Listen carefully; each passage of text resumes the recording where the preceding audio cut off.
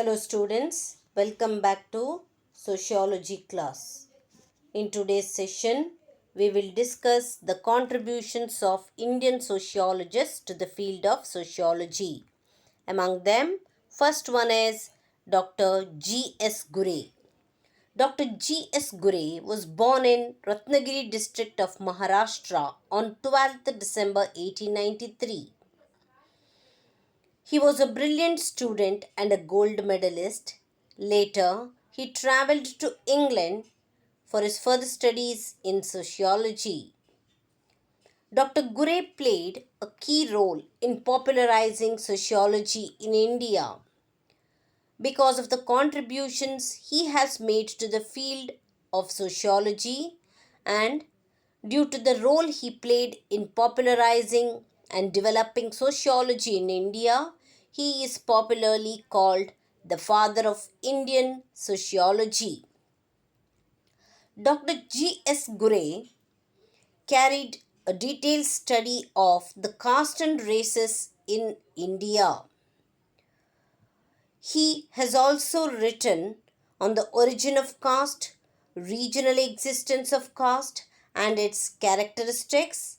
Further, his writings also throw light on the impact of British rule on caste in politics, that is, role of caste in politics, etc. G.S. Gure made a comparative study of kinship in Indo European culture. Dr. G.S. Gure was very much opposed to the policy of isolation advocated by Verrier Elwin regarding the tribal development. That is, when the study of tribal development was undertaken, several sociologists had suggested their views and policies, and among them was the policy of isolation supported and suggested by Verrier Elwin. G.S. Gure was much opposed to it as he thought keeping them away from the rest of the population would not lead to any kind of development of the tribals, hence, he opposed it. Instead, he supported the policy of assimilation, which was later rejected by Pandit Nehru. Then, among his important books, we have The Caste and Race in India, Scheduled Tribes, Vedic India. G.S. Gure was a key person in the formation of Indian Sociological Society and also the foundation of the publication of Sociological Bulletin was laid by Dr. G.S. Gure. So, among the various sociologists, the role of Dr. G.S. Gure is said to be very vital in the development of sociology, due to which he is called the father of Indian sociology. Next contribution is that of Dr. M.N. Srinivas. Dr. M.N. Srinivas is a lead sociologist and social anthropologist. M.N. Srinivas was basically from Karnataka. He has also contributed a lot to the field of sociology. He had made his study in the Coorg district of Karnataka, and he had written a book while making a study about the Coorgs of Karnataka. He had written a book, and the name of the book is Religion and Society Among the Coorgs of South India. When he made an attempt to study the lifestyle of the people and the changes that were brought about there, he had introduced the concept of Sanskritization.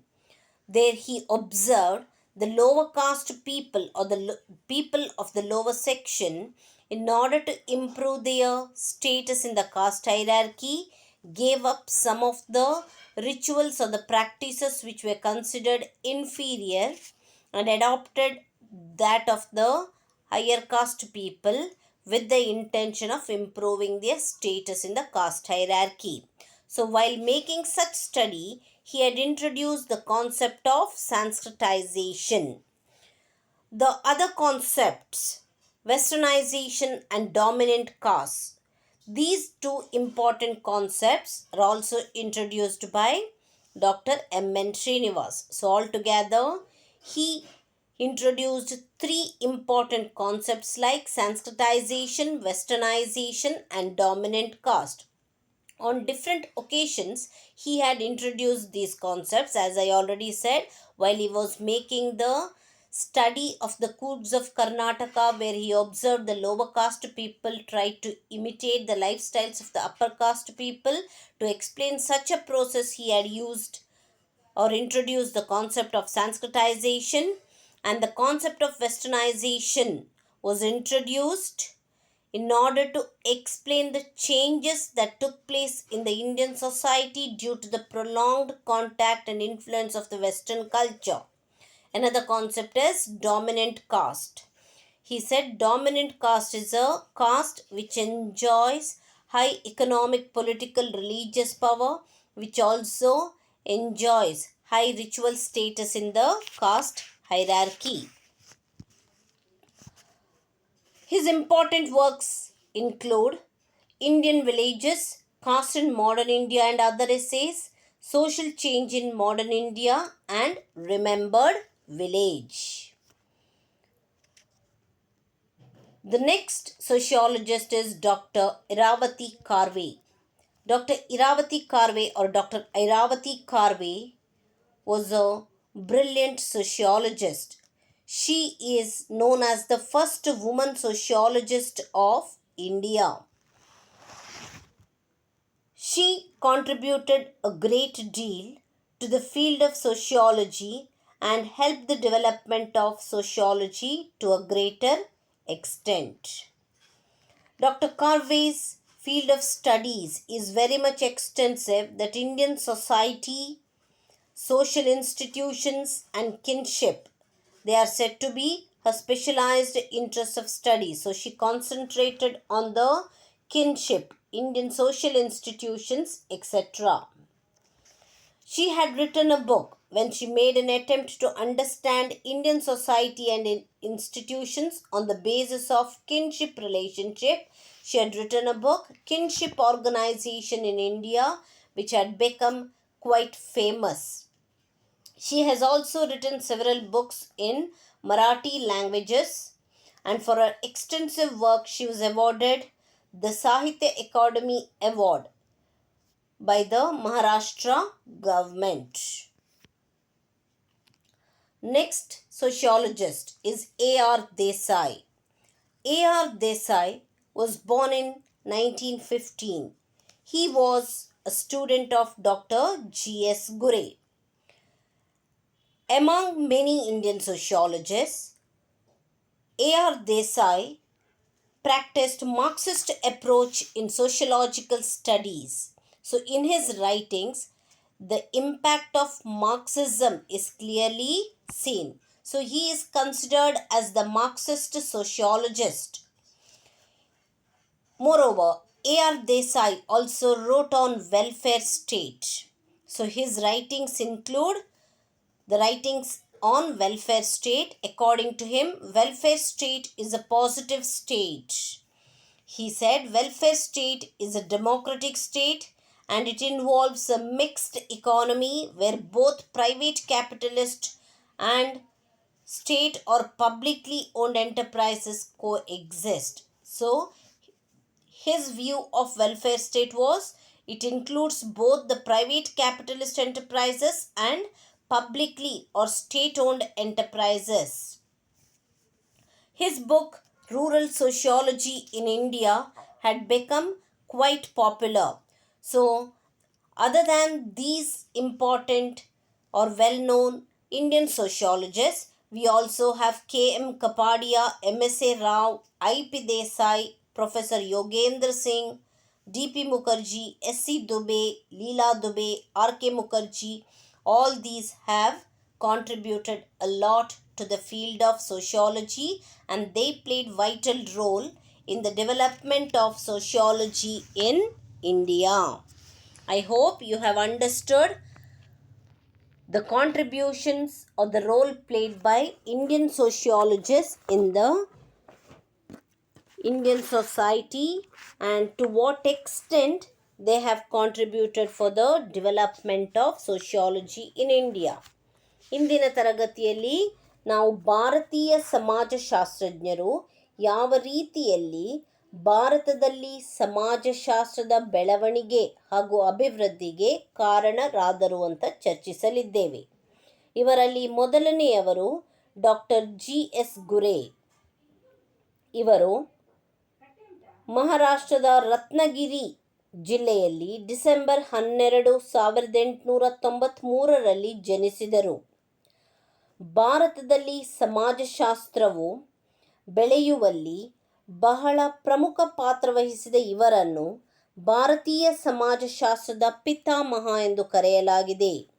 ತಮ್ಮ ಆರಂಭಿಕ ಅಧ್ಯಯನದ ನಂತರ ಬಹಳ ವಿದ್ಯಾರ್ಥಿಯಾಗಿದ್ದಂತಹ ಗುರೆಯವರು ಸಮಾಜಶಾಸ್ತ್ರದಲ್ಲಿ ಹೆಚ್ಚಿನ ವ್ಯಾಸಂಗಕ್ಕಾಗಿ ಇಂಗ್ಲೆಂಡಿಗೆ ಪ್ರಯಾಣಿಸಿದ್ದರು. ಭಾರತದಲ್ಲಿ ಸಮಾಜಶಾಸ್ತ್ರ ಬೆಳೆಯುವಲ್ಲಿ ಗುರೆಯವರ ಪಾತ್ರ ಬಹಳ ಪ್ರಮುಖವಾದುದು. ಆದ್ದರಿಂದ ಅವರನ್ನು ಭಾರತೀಯ ಸಮಾಜಶಾಸ್ತ್ರದ ಪಿತಾಮಹ ಎಂದು ಕರೆಯಲಾಗಿದೆ. ಡಾಕ್ಟರ್ ಗುರೆಯವರು ಭಾರತದಲ್ಲಿ ಜಾತಿ ಮತ್ತು ಜನಾಂಗ ಇವುಗಳ ಬಗ್ಗೆ ಬಹಳ ಸಮಗ್ರವಾದ ಅಧ್ಯಯನವನ್ನು ನಡೆಸಿದರು. ಜಾತಿಯ ಉಗಮ, ಜಾತಿಯ ಅಸ್ತಿತ್ವ, ಅದರ ಲಕ್ಷಣ ಹಾಗೂ ಜಾತಿಯ ಮೇಲೆ ಯಾವ ರೀತಿಯಲ್ಲಿ ಬ್ರಿಟಿಷ್ ಆಳ್ವಿಕೆಯು ಪ್ರಭಾವ ಬೀರಿತ್ತು. ಇಷ್ಟು ಮಾತ್ರವಲ್ಲದೆ ಭಾರತದ ರಾಜಕೀಯದಲ್ಲಿ ಜಾತಿಯು ನಿರ್ವಹಿಸುತ್ತಿರುವ ಪಾತ್ರ ಇದರ ಬಗ್ಗೆ ಅಧ್ಯಯನ ನಡೆಸಿ ಅವರು ವಿಸ್ತಾರವಾಗಿ ಬರೆದಿದ್ದರು. ಹಿಂದೂ ಯುರೋಪಿಯನ್ ಸಂಸ್ಕೃತಿಯ ಬಂಧುತ್ವದ ಕುರಿತು ಸಹ ಅವರು ಅಧ್ಯಯನವನ್ನು ನಡೆಸಿದ್ದರು. ಆದಿವಾಸಿಗಳ ಏಳಿಗೆಗೆ ಎಲ್ವಿನ್ ರವರು ಮಂಡಿಸಿದಂತಹ ಪ್ರತ್ಯೇಕತಾ ನೀತಿಯನ್ನು ಬಲವಾಗಿ ವಿರೋಧಿಸಿದ್ದರು. ಆದಿವಾಸಿಗಳ ಬಗ್ಗೆ ಅಧ್ಯಯನ ನಡೆಸಿ ಆದಿವಾಸಿಗಳ ಏಳಿಗೆಗಾಗಿ ನೀತಿಗಳನ್ನು ಪ್ರತಿಪಾದಿಸಿದಂತಹ ಸಮಯದಲ್ಲಿ ಎಲ್ವಿನ್ ರವರು ಪ್ರತ್ಯೇಕತಾ ನೀತಿಯನ್ನು ಆದಿವಾಸಿಗಳ ಏಳಿಗೆಗಾಗಿ ಕಾರ್ಯರೂಪಕ್ಕೆ ತರಬೇಕು ಅಂತ ವಾದಿಸಿದರು. ಆದರೆ ಗುರೆಯವರು ಈ ರೀತಿ ಆದಿವಾಸಿಗಳನ್ನು ಇತರ ಜನರಿಂದ ದೂರವಿಡುವುದರಿಂದ ಅವರ ಏಳಿಗೆ ಸಾಧ್ಯವಿಲ್ಲ ಅಂತ ಹೇಳಿ ಅದನ್ನು ವಿರೋಧಿಸಿದ್ದರು. ಬದಲಾಗಿ ಅವರು ಸ್ವಾಂಗೀಕರಣ ನೀತಿಯನ್ನು ಬಹಳ ಪ್ರೋತ್ಸಾಹಿಸಿದ್ದರು. ಮುಂದೆ ಇದನ್ನು ಜವಾಹರ್ಲಾಲ್ ನೆಹರು ಅವರು ತಿರಸ್ಕರಿಸಿದ್ದರು. ಡಾಕ್ಟರ್ GS ಗುರೆಯವರು ಬರೆದಂತಹ ಪ್ರಮುಖ ಗ್ರಂಥಗಳಲ್ಲಿ caste and race in India, scheduled tribes, Vedic India ಇವು ಬಹಳ ಪ್ರಮುಖವಾದವು. ಇದಲ್ಲದೆ ಇಂಡಿಯನ್ ಸೋಷಿಯಲಾಜಿಕಲ್ ಸೊಸೈಟಿ ಎಂಬ ಸಂಘಟನೆಯನ್ನು ಸ್ಥಾಪಿಸುವಲ್ಲಿ ಗುರೆಯವರು ಬಹಳ ಪ್ರಮುಖ ಪಾತ್ರ ವಹಿಸಿದ್ದರು. ಅದೇ ರೀತಿಯಲ್ಲಿ ಅವರು ಸೋಷಿಯಲಾಜಿಕಲ್ ಬುಲೆಟಿನ್ ಎಂಬ ಪ್ರಕಟಣೆಯನ್ನು ಸಹ ಆರಂಭಿಸಿದರು. ಒಟ್ಟಿನಲ್ಲಿ ಭಾರತದಲ್ಲಿ ಸಮಾಜಶಾಸ್ತ್ರ ವ್ಯಾಪಕವಾಗಿ ಬೆಳೆಯುವಲ್ಲಿ ಹಾಗೂ ಅಭಿವೃದ್ಧಿ ಹೊಂದುವಲ್ಲಿ ಗುರೆಯವರು ಬಹಳ ಪ್ರಮುಖ ಪಾತ್ರ ವಹಿಸಿದ್ದರು. ಭಾರತೀಯ ಸಮಾಜಶಾಸ್ತ್ರದ ಕ್ಷೇತ್ರಕ್ಕೆ ಬಹಳ ಮಹತ್ತರವಾದ ಕೊಡುಗೆಯನ್ನು ನೀಡಿದ ಇವರನ್ನು ಭಾರತೀಯ ಸಮಾಜಶಾಸ್ತ್ರದ ಪಿತಾಮಹ ಎಂದು ಕರೆಯಲಾಗಿದೆ. ಎರಡನೆಯ ಸಮಾಜಶಾಸ್ತ್ರಜ್ಞರು ಡಾಕ್ಟರ್ MN ಶ್ರೀನಿವಾಸ್. ಇವರು ಮೂಲತಃ ಕರ್ನಾಟಕದವರು. ಭಾರತದ ಪ್ರಮುಖ ಸಮಾಜಶಾಸ್ತ್ರಜ್ಞ ಹಾಗೂ ಸಾಮಾಜಿಕ ಮಾನವಶಾಸ್ತ್ರಜ್ಞರು ಎಂದು ಪರಿಚಿತರು. Religion and society among the Coorgs of South India ಎಂಬ ಒಂದು ಪ್ರಮುಖ ಗ್ರಂಥವನ್ನು MN ಶ್ರೀನಿವಾಸರು ಬರೆದಿದ್ದರು. ದಕ್ಷಿಣ ಭಾರತದ ಕೊಡವ ಸಮಾಜದ ಅಥವಾ ಜನಾಂಗದ ಬಗ್ಗೆ ಅಧ್ಯಯನವನ್ನು ನಡೆಸುತ್ತಾ ಇದ್ದಂಥ ಸಂದರ್ಭದಲ್ಲಿ ಅವರು religion and society among the Coorgs of South India ಎಂಬ ಗ್ರಂಥವನ್ನು ಬರೆದಿದ್ದರು. ಅವರು ನಡೆಸಿದಂತಹ ಅಧ್ಯಯನದಲ್ಲಿ ಅವರು ಯಾವ ರೀತಿಯಲ್ಲಿ ಅಲ್ಲಿನ ಕೆಳಜಾತಿಗೆ ಸೇರಿದಂತಹ ಜನರು ಜಾತಿ ಶ್ರೇಣಿಯಲ್ಲಿ ತಮ್ಮ ಅಂತಸ್ತನ್ನು ಉತ್ತಮಪಡಿಸಿಕೊಳ್ಳುವುದಕ್ಕಾಗಿ ಮೇಲ್ಜಾತಿಯವರ, ಅದರಲ್ಲೂ ಪ್ರಮುಖವಾಗಿ ಬ್ರಾಹ್ಮಣರ ಜೀವನ ಶೈಲಿಗಳನ್ನು ಅನುಕರಣೆ ಮಾಡುವುದನ್ನು ಆರಂಭಿಸಿದ್ದರು. ಇದನ್ನು ವಿವರಿಸಲು ಅವರು ಆರಂಭದಲ್ಲಿ ಬ್ರಾಹ್ಮಣೀಕರಣ ಪದವನ್ನು ಪರಿಚಯಿಸಿದರು. ನಂತರ ಈ ಪದಕ್ಕಿಂತ ಸಂಸ್ಕೃತಾನುಕರಣ ಹೆಚ್ಚು ಸೂಕ್ತ ಅಂತ ಮನಗಂಡು ಆ ಪದವನ್ನು ಬಳಸಲು ಆರಂಭಿಸಿದರು. ಆದ್ದರಿಂದ ಕೆಳಜಾತಿಯ ಜನರು ಜಾತಿ ಶ್ರೇಣಿಯಲ್ಲಿ ತಮ್ಮ ಅಂತಸ್ತನ್ನು ಉತ್ತಮಪಡಿಸಿಕೊಳ್ಳುವ ಸಲುವಾಗಿ ಮೇಲ್ಜಾತಿಯವರ ಜೀವನ ಶೈಲಿಯನ್ನು ಅನುಕರಣೆ ಮಾಡುವಂತಹ ಪದ್ಧತಿಯನ್ನು ವಿವರಿಸಲು ಎನ್ ಶ್ರೀನಿವಾಸರು ಸಂಸ್ಕೃತಾನುಕರಣ ಎಂಬ ಪದವನ್ನು ಪರಿಚಯಿಸಿದರು. ಅವರು ಪರಿಚಯಿಸಿದಂತಹ ಇನ್ನೊಂದು ಪದ ಪಾಶ್ಚಾತ್ಯೀಕರಣ. ಭಾರತೀಯ ಸಮಾಜ ಹಲವು ವರ್ಷಗಳವರೆಗೆ ಬ್ರಿಟಿಷರ ಆಳ್ವಿಕೆಗೆ ಒಳಪಟ್ಟಿತ್ತು. ಇಂತಹ ಸುದೀರ್ಘವಾದ ಬ್ರಿಟಿಷರ ಆಳ್ವಿಕೆಯಲ್ಲಿ ಭಾರತೀಯ ಸಮಾಜ ಹಾಗೂ ಜನರ ಜೀವನ ಶೈಲಿ ಎಷ್ಟರ ಮಟ್ಟಿಗೆ ಹಾಗೂ ಭಾರತೀಯ ಸಮಾಜದ ಮೇಲೆ, ಜೀವನ ಶೈಲಿಯ ಮೇಲೆ ಬ್ರಿಟಿಷ್ ಆಳ್ವಿಕೆಯ ಪ್ರಭಾವವನ್ನು ವಿವರಿಸುವುದಕ್ಕಾಗಿ ಅವರು ಪಾಶ್ಚಾತ್ಯೀಕರಣ ಎಂಬ ಪದವನ್ನು ಪರಿಚಯಿಸಿದರು. ಅವರು ಪರಿಚಯಿಸಿದ ಇನ್ನೊಂದು ಪದವೇ ಪ್ರಬಲ ಜಾತಿ. ಪ್ರಬಲ ಜಾತಿ ಎಂಬುದನ್ನು ಅವರು ಈ ರೀತಿ ವ್ಯಾಖ್ಯಾನಿಸಿದ್ದಾರೆ. ಪ್ರಬಲ ಜಾತಿ ಎಂಬುದು ಸಂಖ್ಯಾತ್ಮಕವಾಗಿ ಮಾತ್ರ ಪ್ರಾಬಲ್ಯವಾಗಿರದೆ ರಾಜಕೀಯವಾಗಿ, ಆರ್ಥಿಕವಾಗಿ ಪ್ರಭಾವಿಯಾಗಿದ್ದು ಇತರ ಜಾತಿಗಳ ಮೇಲೆ ತನ್ನ ವರ್ಚಸ್ಸನ್ನು ಬೀರುತ್ತಿದ್ದು ಜಾತಿ ಶ್ರೇಣಿಯಲ್ಲಿ ಉನ್ನತ ಸ್ಥಾನವನ್ನು ಹೊಂದಿರುವಂತಹ ಜಾತಿ ಅಂತ ಅವರು ವಿವರಿಸಿದ್ದಾರೆ. ಈ ರೀತಿಯಲ್ಲಿ 3 ಪ್ರಮುಖ ಪದಗಳನ್ನು ಪರಿಚಯಿಸಿದಂತಹ ಕೀರ್ತಿ ಎನ್ ಶ್ರೀನಿವಾಸರಿಗೆ ಸಲ್ಲುತ್ತದೆ. ಅವರು ಬರೆದಂತಹ ಪ್ರಮುಖ ಗ್ರಂಥಗಳು Indian villages, cost in modern India and other essays, social change in modern India, remembered village. ಇನ್ನು 3ನೇ ಸಮಾಜಶಾಸ್ತ್ರಜ್ಞೆ ಡಾಕ್ಟರ್ ಇರಾವತಿ ಕಾರ್ವೆ. ಡಾಕ್ಟರ್ ಇರಾವತಿ ಕಾರ್ವೆ ಒಂದು ಪ್ರಮುಖ ಸಮಾಜಶಾಸ್ತ್ರಜ್ಞೆ. ಇವರು ಡಾಕ್ಟರ್ GS ಗುರೆಯವರ ವಿದ್ಯಾರ್ಥಿನಿಯಾಗಿದ್ದರು. ಇವರನ್ನು ಭಾರತದ ಪ್ರಥಮ ಮಹಿಳಾ ಸಮಾಜಶಾಸ್ತ್ರಜ್ಞೆ ಎಂದು ಕರೆಯಲಾಗಿದೆ. ಭಾರತೀಯ ಸಮಾಜದಲ್ಲಿ ಸಾಮಾಜಿಕ ಸಂಸ್ಥೆಗಳು ಹಾಗೂ ಬಂಧುತ್ವ ಇದರ ಬಗ್ಗೆ ವಿಶೇಷ ಅಧ್ಯಯನವನ್ನು ಅವರು ನಡೆಸಿದ್ದರು. ಯಾವ ರೀತಿಯಲ್ಲಿ ಈ ಬಂಧುತ್ವಕ್ಕೆ ಪ್ರಾಮುಖ್ಯತೆಯನ್ನು ನೀಡಲಾಗಿದೆಯೋ ಇದರ ಬಗ್ಗೆ ಅವರು ಅಧ್ಯಯನವನ್ನು ನಡೆಸಿ ಕಿನ್ಶಿಪ್ ಆರ್ಗನೈಸೇಷನ್ ಇನ್ ಇಂಡಿಯಾ ಎಂಬ ಒಂದು ಗ್ರಂಥವನ್ನು ಅವರು ಬರೆದಿದ್ದರು. ಇದಲ್ಲದೆ ಫ್ಯಾಮಿಲಿ ಇನ್ ಇಂಡಿಯಾ ಇದು ಸಹ ಅವರು ಬರೆದಂತಹ ಇನ್ನೊಂದು ಪ್ರಮುಖ ಗ್ರಂಥ. ಅವರು ಮರಾಠಿ ಭಾಷೆಯಲ್ಲೂ ಸಹ ಹಲವು ಗ್ರಂಥಗಳನ್ನು ಬರೆದಿದ್ದರು.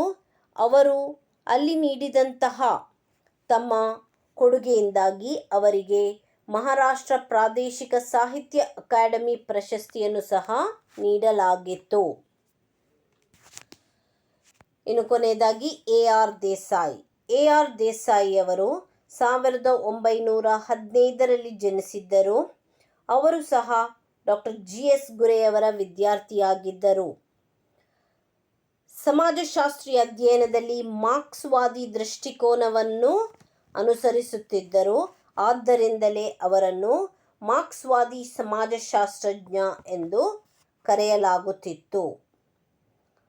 ರೈತ ಚಳುವಳಿ, ಗ್ರಾಮೀಣ ಸಮಾಜಶಾಸ್ತ್ರ, ಆಧುನೀಕರಣ, ನಗರದ ಅಂಶ, ರಾಜಕೀಯ ಸಮಾಜಶಾಸ್ತ್ರ ಮುಂತಾದವುಗಳ ಬಗ್ಗೆಯೂ ಸಹ AR ದೇಸಾಯಿಯವರು ಅಧ್ಯಯನ ನಡೆಸಿದ್ದರು.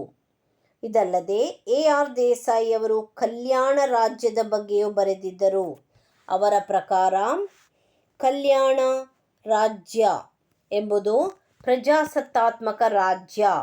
ಇದು ಮಿಶ್ರ ಅರ್ಥವ್ಯವಸ್ಥೆಯನ್ನು ಒಳಗೊಂಡಿದೆ. ಅಂದರೆ ಇಂತಹ ಕಲ್ಯಾಣ ರಾಜ್ಯದಲ್ಲಿ ಖಾಸಗಿ ಬಂಡವಾಳಶಾಹಿ ಉದ್ಯಮಗಳು ಹಾಗೂ ರಾಜ್ಯದ ಅಥವಾ ಸಾರ್ವಜನಿಕ ಒಡೆತನದ ಉದ್ಯಮಗಳೆರಡೂ ಸಹ ಜೊತೆಯಾಗಿ ಅಸ್ತಿತ್ವವನ್ನು ಹೊಂದಿರುತ್ತದೆ. ಇಂತಹ ಕಲ್ಯಾಣ ರಾಜ್ಯದ ಬಗ್ಗೆ AR ದೇಸಾಯಿಯವರು ಅಧ್ಯಯನವನ್ನು ನಡೆಸಿ ಅದರ ಬಗ್ಗೆ ತಮ್ಮ ಅಧ್ಯಯನದಲ್ಲಿ ಬರೆದಿದ್ದರು. ಅವರ ಪ್ರಮುಖ ಗ್ರಂಥಗಳಲ್ಲಿ ರೂರಲ್ ಸೋಷಿಯಾಲಜಿ ಇನ್ ಇಂಡಿಯಾ ಎಂಬುದು ಬಹಳ ಪ್ರಾಮುಖ್ಯತೆಯನ್ನು ಗಳಿಸಿದಂತಹ ಒಂದು ಗ್ರಂಥ. ಇಷ್ಟು ಮಾತ್ರವಲ್ಲದೆ ಇತರ ಭಾರತೀಯ ಸಮಾಜಶಾಸ್ತ್ರಜ್ಞರಾದ KM Kapadia, MSA Rao, IP Desai, professor Yogendra Singh, SC Dube, Leela Dube, RK Mukherjee ಮುಂತಾದವರು ಸಹ ಭಾರತೀಯ ಸಮಾಜಶಾಸ್ತ್ರದ ಕ್ಷೇತ್ರಕ್ಕೆ ಅಪಾರವಾದ ಕೊಡುಗೆಯನ್ನು ನೀಡಿದ್ದಾರೆ. ಒಟ್ಟಿನಲ್ಲಿ ಭಾರತದಲ್ಲಿ ಸಮಾಜಶಾಸ್ತ್ರ ಬೆಳೆಯುವಲ್ಲಿ ಹಾಗೂ ಅದರ ಕ್ಷೇತ್ರಕ್ಕೆ ಅಪಾರವಾದ ಕೊಡುಗೆಯನ್ನು ಭಾರತೀಯ ಸಮಾಜಶಾಸ್ತ್ರಜ್ಞರು ನೀಡಿದ್ದಾರೆ.